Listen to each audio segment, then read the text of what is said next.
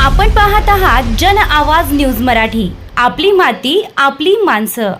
विहिरीत कोसळता school bus वाचली, 42 विद्यार्थ्यांचे थोडक्यात बचाव। पुणे जिल्ह्यातील वडकी येथील पांडवनगर परिसरात एक मोठी दुर्घटना थोडक्यात टळली आहे। मोडक इंटरनॅशनल स्कूलची 42 विद्यार्थ्यांना घेऊन जाणारी बस चालकाचं नियंत्रण सुटल्यानं रस्त्याच्या कडेला असलेल्या विहिरीच्या दिशेने गेली।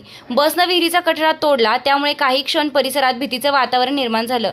मात्र विहिरीभोवती बसविण्यात आलेल्या मजबूत लोखंडी जाळीमुळे बस थेट विहिरीत कोसळण्यापासून वाचली। घटनेनंतर बसमधील विद्यार्थ्यांनी आरडाओरड सुरू केल्यानं स्थानिक नागरिकांनी तात्काळ मदतीसाठी धाव घेतली। ग्रामस्थांच्या मदतीनं सर्व 42 विद्यार्थ्यांना सुरक्षित बाहेर काढण्यात आलं। या घटनेत कोणतीही जीवितहानी किंवा गंभीर दुखापत झाली नाही। दरम्यान या प्रकारामुळे शालेय वाहतूक सुरक्षेचा प्रश्न पुन्हा ऐरणीवर आला असून प्रशासनानं घटनेची चौकशी सुरू केली आहे।